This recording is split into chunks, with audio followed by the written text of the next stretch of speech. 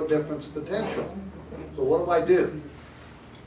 517.14 says the equipment grounding terminal buses of the normal and essential branch circuit panel boards serving the same individual patient care vicinity shall be connected together with an insulated continuous copper conductor not smaller than number 10 AWG. What do I mean by AWG? American wire gauge. Where did American wire gauge come from? It originated in the 1897 code. And it was the Brown and Sharp table from England. Brown and Sharp did the metal thickness measurements for the metal industry. So when we started doing electrical work, they went to Brown and Sharp and said, since you already do it for thickness of metal, can you do it for the thickness of conductors? And they said, sure. So it originated in London, actually, because that's where Brown and Sharp was actually located.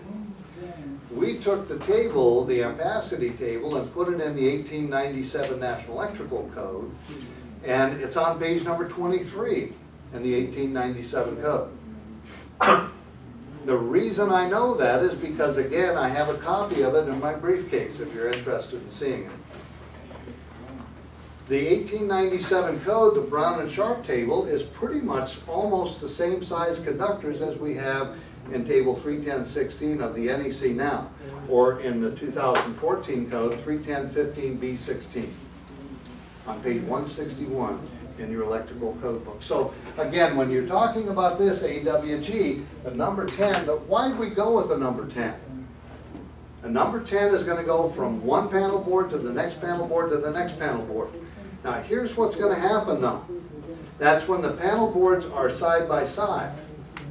If, for example, I run out of spaces in the panel board and I'm going to pick up, say, another panel board maybe 2 or 3 floors away, what's going to happen to the bonding jumper is that all the equipment grounding conductors going from the equipment at that patient location are going to go over to the other 2 or 3 panel boards, and then 2 or 3 of them are going to go to that one that's a long distance away. Think about that. The equipment grounding conductors, unless you do something about it, are going to be the same size as based on table 250.122. But they're going to be going a long distance, aren't they? Is it possible you're going to get a difference of potential between the circuits being fed from these that are close by and those that are connected to the grounding system that are a long ways away? And the answer is absolutely. So one thing you could do is actually put a box in, a junction box, and bond them to that point right there at that panel board so that, again, you have everything at that same potential. That would be one way of doing it, wouldn't it? I could also go back to the old system where I put the equipment, the patient bonding point over here, and do the connection to those actual conductors that are coming from that long distance from that other panel board, and that would be acceptable. But let's take a look at what else it says here. Where 2 or more panel boards serve the same individual patient care vicinity, and they're served from separate transfer switches on the emergency system, the equipment grounding terminal bus of those panel boards should be connected together with insulated continuous copper conductor not smaller than number 10. This conductor is permitted to be broken in order to terminate on the equipment grounding terminal bus in each panel board. So if I go back to 408.20, for example, 408.20 of the NEC talks about the fact that if I have more than one equipment grounding conductor in a panel board, I need to make sure that that has a grounding terminal bar installed inside that panel board. Now, the equipment grounding terminal bar is not going to be connected to the neutral, is it? Except at the service.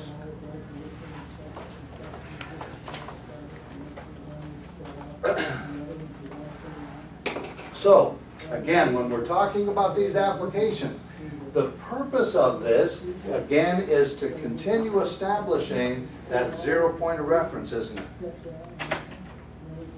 Now, once I get past that and I go back to my other sources, I don't need to worry about bonding those together.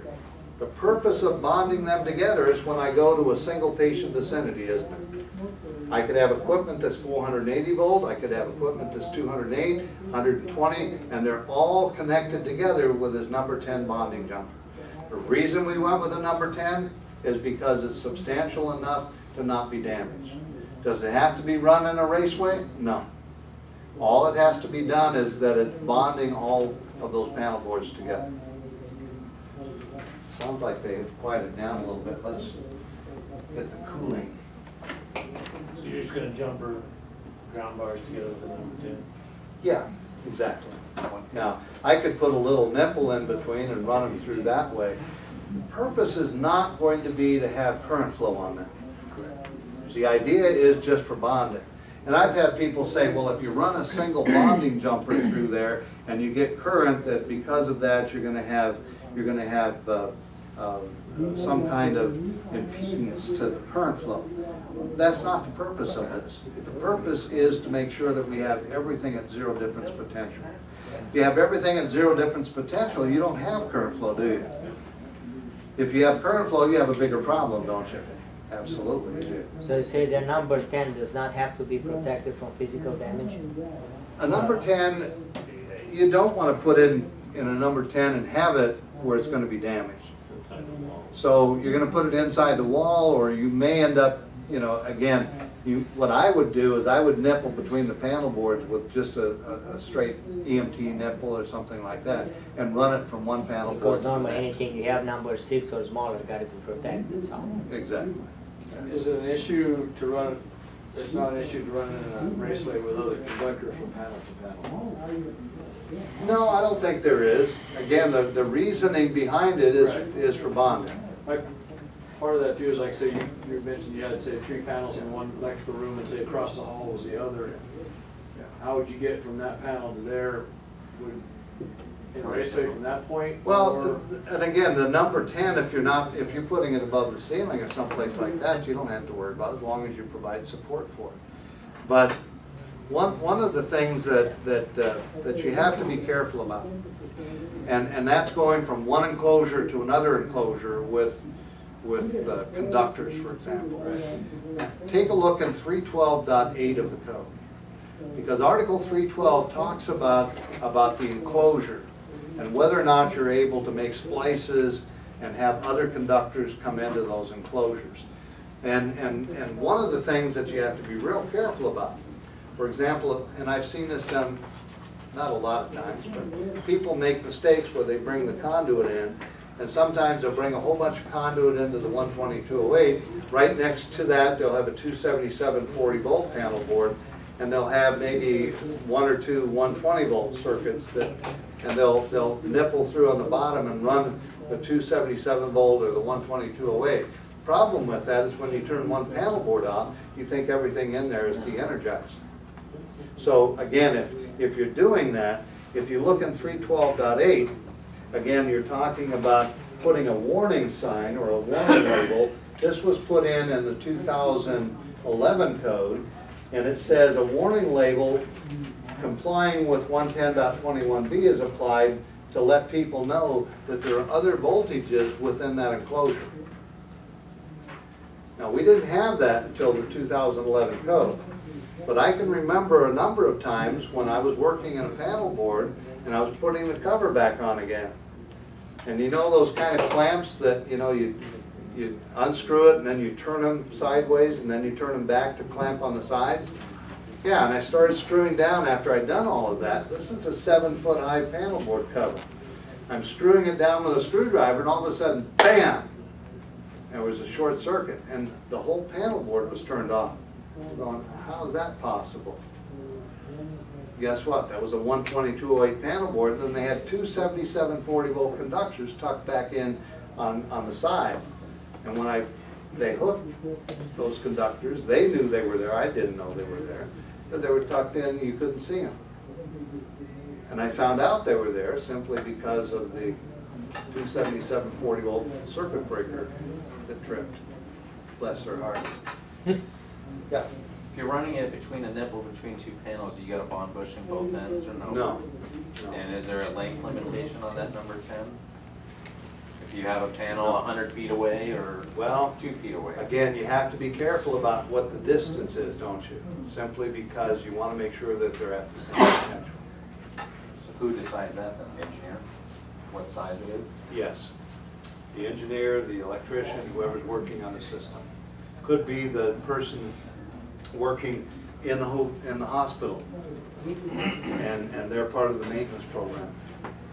They're putting a new circuit in for a piece of equipment. So it could be any of those people. But the purpose of that is to make sure you know what the difference is and why it's there. It's not to carry current. If it was to carry current, we would have an issue with going through a single conductor going through a metal raceway, wouldn't we? But it's not there for that. It's there for bonding. So, let's take a look at 517.16. This is dealing with receptacles with insulated grounding terminals. Now, one of the things that you have to understand here is that for